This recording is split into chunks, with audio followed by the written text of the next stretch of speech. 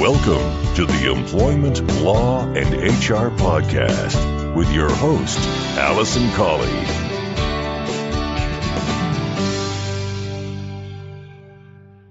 Hello and welcome to this episode 160 of the Employment Law and HR Podcast.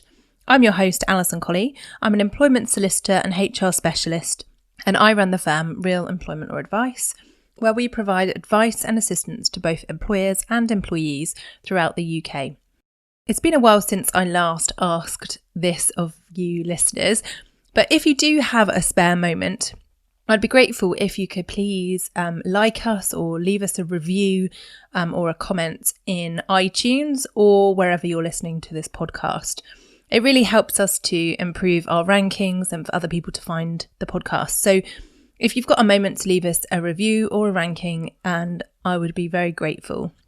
And of course, if you subscribe to the podcast on your podcast feed, then you'll get the new episodes downloaded automatically. So without further ado, I'm going to get into this week's featured content.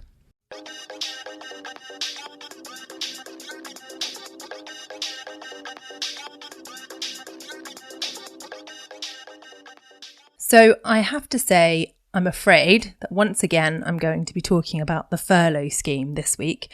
And like most of you, I'm thoroughly fed up with the whole thing. I'm fed up with the drip feeding of the changes, the drip feeding of the rules and the guidance, the last minute decision making, the rush way in which it's being dealt with.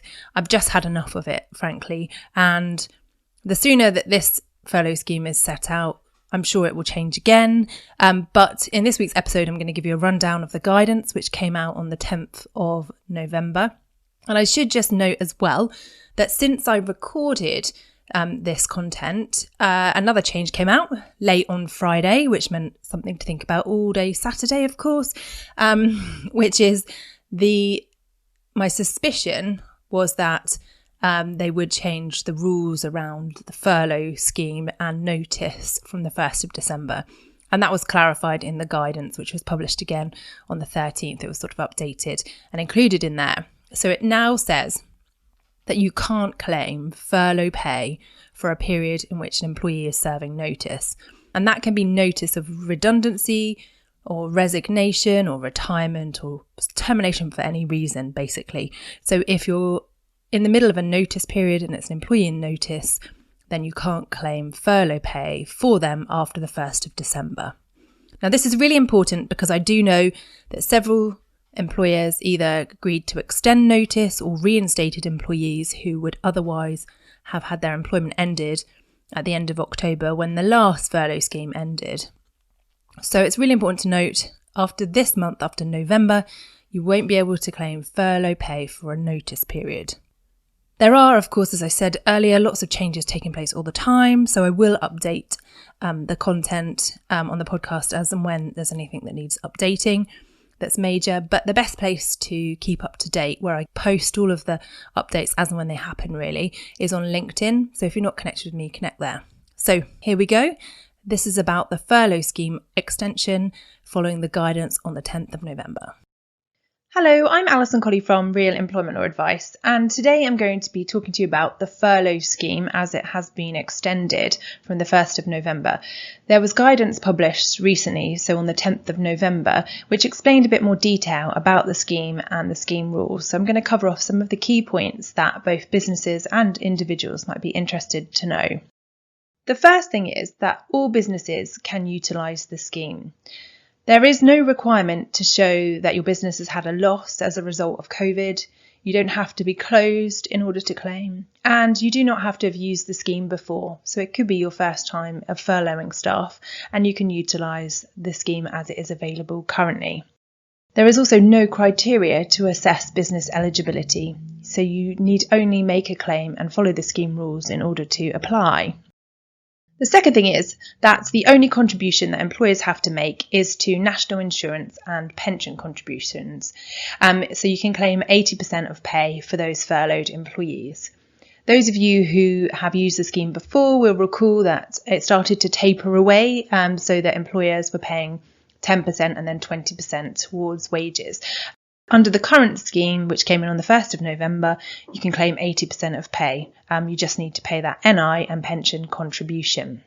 Employees don't have to have been furloughed before in order for you to furlough them now. Again, under the previous scheme, you'll recall that it was a requirement that employees had been furloughed before, and that was introduced, and there was a minimum period of time that had to have been furloughed in order to continue to use the furlough scheme for them. So employees can be furloughed for the first time now. They don't have to have been done before. As long as they were on your books before the 30th of October, then you can furlough them. All you have to have done is filed the RTI submission by then for that employee. Employees can be furloughed or flexibly furloughed. So you can utilise both the full furlough scheme or the flexible furlough scheme. So if your business has had to close, for example, due to the lockdown in November, then you may want to fully furlough your staff. And then if you can reopen again after the 2nd of December, you might want to consider using the flexible furlough scheme. So to cover some wages where you may have a reduction in turnover, for example, or you have restrictions on when you can trade. So you can use both the full and flexible furlough scheme now, but you should ensure that you keep good records of the hours that are worked by employees and the hours that are not worked. So those hours that are not worked are the ones that you would be claiming for. Because it's going to be flexible and because the sort of rules around the scheme are less and less involved, there may be more scope for HMRC to audit and to look into things. So I would recommend that you keep good records of when someone is furloughed or flexibly furloughed. There is now no maximum amount of employees who can be furloughed under the scheme. Previously, there was a cap put on the number that you could furlough at any one time, and currently that's not in place. So you can furlough the whole workforce if necessary, and there are no limits on the numbers. There are now monthly deadlines for making a claim. So claims must be submitted within 14 calendar days after the month they relate to, unless it falls on a weekend, in which case it's the next day. So you can't let your claims lapse or drag on past the end of the month. So for those people who are responsible for putting those claims in, for collating the information required, it's important that they have all that information and are ready to submit the claims within 14 days. There is no minimum period for furlough. So again, you may recall that there was a 3-week minimum period for full furlough when the scheme was first introduced. There is now no minimum period. So you can furlough someone fully for a week, for example, then have them work flexibly for 2 weeks and then fully furlough them again. It all depends on the needs of your business, what staffing you need and what you can afford. But if you are using the scheme to go from full furlough to flexible furlough, it's important that you include this in your agreements with the employee. So, for example, if you are furloughing someone fully for November because you're closed and there's no work for them, if you then go on to flexible furlough, let's say from the 2nd of December, it's important to reiterate that in writing to the employee so that it's clear that they were furloughed fully and then moving to flexible furlough. That's my advice in relation to how best to record it in the agreement with the individual so the employees understand exactly where they stand and what's happening. Employees returning from maternity leave can be furloughed if you need to, but if they want to return early from maternity leave, then they must give the minimum of 8 weeks notice in order for you to claim for them under the scheme.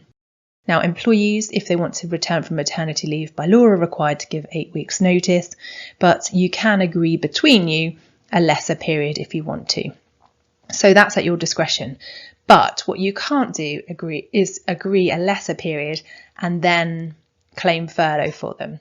So this is to prevent employees taking advantage of the more beneficial money available under the furlough scheme, so ending maternity early to claim the furlough pay. Once again, you must notify employees in writing about the furlough scheme, what you're doing. To be eligible, an employer must have confirmed to the employee in writing that they've been furloughed or flexibly furloughed. You must keep that letter or agreement for 5 years. And under the scheme rules, you're not required to get the employee's response. So the employee doesn't have to respond positively to say they accept the change. However, our advice is that you should do so. So from an employment law perspective, it's important to remember that when you are furloughing or flexibly furloughing someone, you are agreeing between you to change their terms and conditions of their employment. And those terms and conditions could already be in writing by way of a contract, or they could be by implication by how you've agreed to work in the past. So you are agreeing a temporary change to their terms and conditions. So in my view, from an employment law and employment relations perspective, it's really important to get the employee to respond. Now, we've created a template letter for employers to use, which is available for free to download from our website, which is at realemploymentlawsadvice.co.uk/DIY-documents. And in there, you'll see that we've included a little paragraph at the end where we've asked employees to respond in writing by email. So they cut and paste that, respond to someone within the organisation, and that's sufficient, in my view, for them to confirm their agreement to the change. But for the purposes of your furlough claim, you don't actually need them to do that, but it is good practice, as I say, both from an employee relations and an employment law perspective, to get that in writing. One of the biggest questions that we've had throughout the furlough scheme, both the old and the extended, is in relation to holidays and what you do around holiday and holiday pay. So under the extended scheme, employees can continue to take holiday during furlough time, and you can continue to claim furlough pay for that time, so the time that the employee is on holiday. But when an employee takes holiday, you must pay them at the full 100% rate of pay. And holiday pay must be calculated on the average of the last 52 weeks' pay. Now, this may mean that what you have to pay employees differs from what you can claim under the scheme. Now, what I advise employers to remember is that your contractual obligation to your employee sits over here. In the one hand, you're required by law and by agreement to pay them something, okay? And then what you can claim from the government sits over here. So you can claim some money back by way of the furlough scheme grant, if you like, to cover some of those wages. Now, the 80% that you can claim is based on the formula that's within the scheme rules, but 80% of the 100% holiday pay may be slightly more than what you can claim from the government.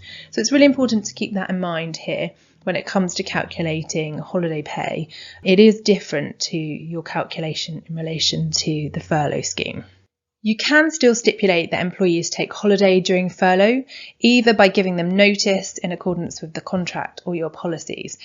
So it might already say in your contracts, for example, that employees may be required to take holiday as stipulated by the employer.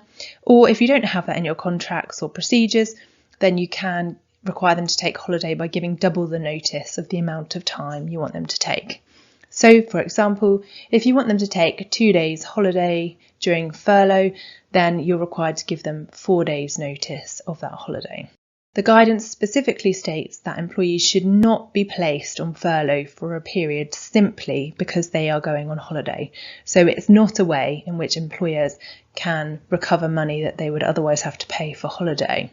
Of course, if an employee is furloughed for a longer period of time and they want to take holiday, or you ask them to take holiday in that time, then that's fine. But you can't just have a period of furlough claim that corresponds with holiday. Redundancy and notice. So under the furlough extension scheme and the guidance, you can currently put employees at risk of redundancy and give notice to terminate for reason of redundancy and still claim furlough pay. So under the job support scheme, which was going to be the replacement for the furlough scheme, there were restrictions on this, but under the furlough extension, there are no restrictions. You can claim furlough pay for a period of notice for November. So if you give an employee notice to terminate their employment, let's just say you're required to give them 2 weeks notice, you give them 2 weeks notice that their employment will end on the 30th of November, and that's by reason of redundancy, for example, you can still claim the furlough pay. But what it says within the guidance is that for claims from the 1st of December, there will be further guidance on this. Again, I don't have a crystal ball, but my prediction is that there will be some restrictions on what you can claim for notice and redundancy periods going forward. I know a number of employers have reinstated employees who were due to end on the 31st of October. so that they could take advantage of the furlough scheme and continue to pay employees 80%. And that's fine. But I just think that from the 1st of December, they're going to restrict this, and so potentially say that if an employee is serving notice, you can't claim furlough pay, so you'd have to pay them at the 100% rate yourself. It's just something to be mindful of there.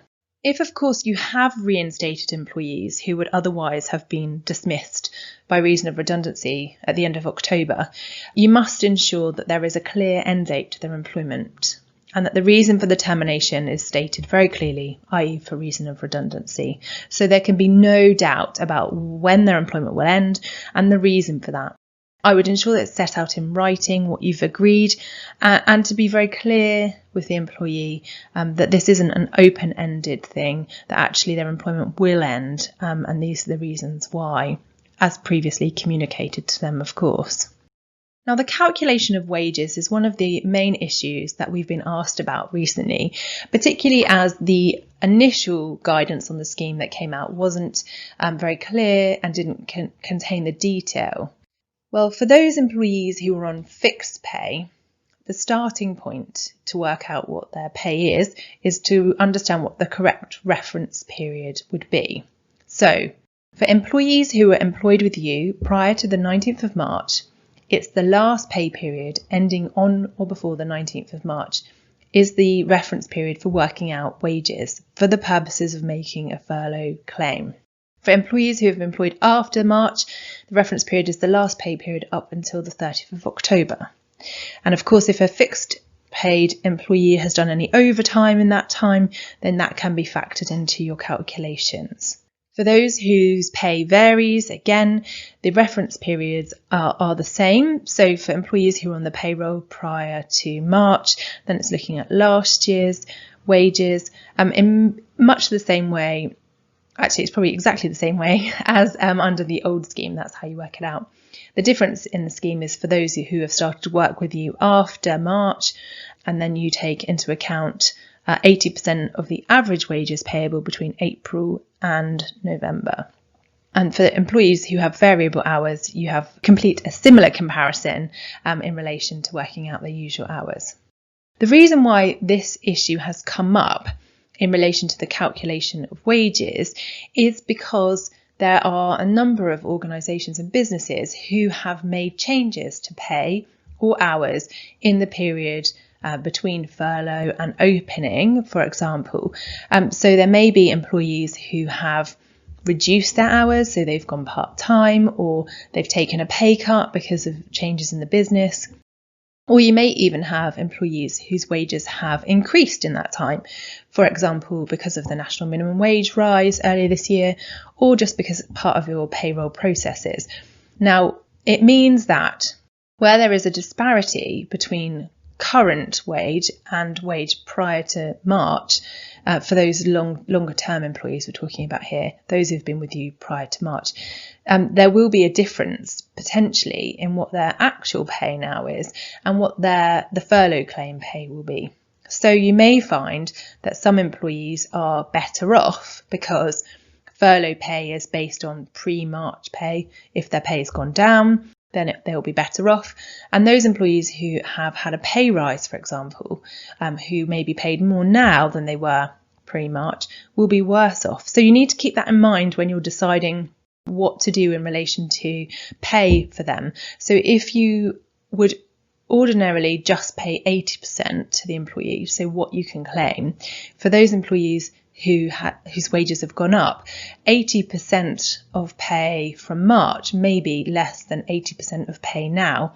So you can decide whether you want to top that up so that they actually get the full 80% of their current pay. But it's just something to keep in mind because of the different scheme rules and how much further along we are and how things may have changed in the last 6 months, that there may be these differences. And you need to make sure that you're clearly communicating that to employees. In relation to the calculation of hours, so for those employees who are being flexibly furloughed, it's important to understand what their usual hours is versus what the hours they are currently doing. And there are a number of worked examples and clear guidance on the .gov website. I haven't included it here because it can get quite complicated, so I would recommend that if you are trying to work out usual hours, you have a look at that. And of course, if you have employees who have been furloughed previously, you might be able to use those previous calculations for those. That might make it simpler for you. I just want to finish by talking about some other notable points in relation to the furlough extension that employers and businesses should be aware of. The first is that under the guidance it says that there will be a public register of companies who claim under the scheme after the 1st of December. So if yours is a registered company or a limited liability partnership and you make a claim, then you'll be listed and it will be available publicly. They haven't stated why that is, why they're doing it now. I think it's possibly for fraud prevention and maybe to even discourage companies from claiming if they don't need to, because publicly they will be seen that they need the help. Who knows? But it's something to note there if you are going to be claiming after the 1st of December. There will be further changes and a review of the scheme, so it's completely unrealistic to consider that the scheme will remain as it is, which is quite generous and quite flexible for November while we're in lockdown, further than potentially January. There will be changes to the scheme, I'm sure of that, unless, of course, we find ourselves in another period of national lockdown or further restrictions.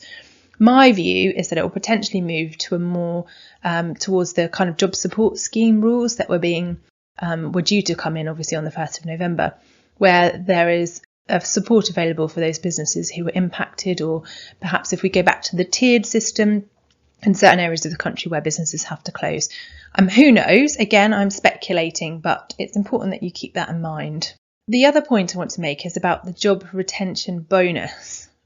Now, you'll probably be aware that employers who had previously furloughed an employee and had retained them up until January would have been entitled to a £1,000 bonus per employee retained. That was going to be paid in February. Now that has been postponed.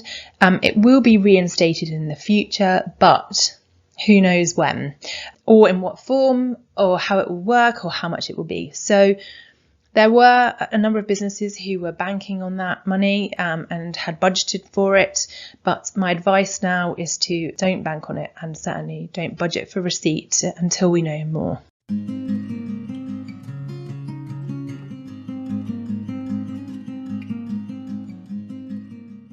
So I do hope that you found that interesting and helpful as an explanation to some of the key points around the furlough scheme and the furlough scheme rules going forward.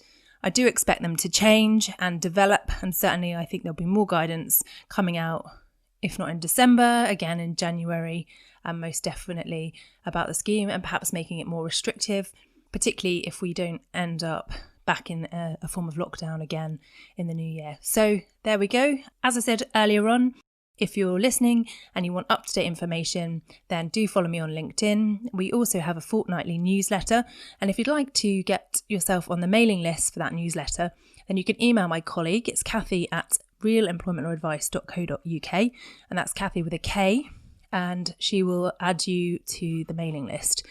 And of course, if you want to get in touch with me, my email address is alison@realemploymentlawadvice.co.uk. My colleagues and I do provide real-time advice for employers and employees on any aspect of employment law, not just furlough, and we'd be pleased to talk to you. Actually, we'd be really pleased to talk to you about anything other than furlough. I hope you have a positive and productive week, and I look forward to speaking to you soon. Thanks again for listening. Just want to finalise by saying I wouldn't be a lawyer unless I had a legal disclaimer. So I must just say to you that the information in this podcast is for information only. It's general review and a general update. It's always necessary to get specific legal advice about your circumstances. So please don't rely on anything that you've heard in this podcast. But please do feel free to contact me if you'd like further information or specific advice.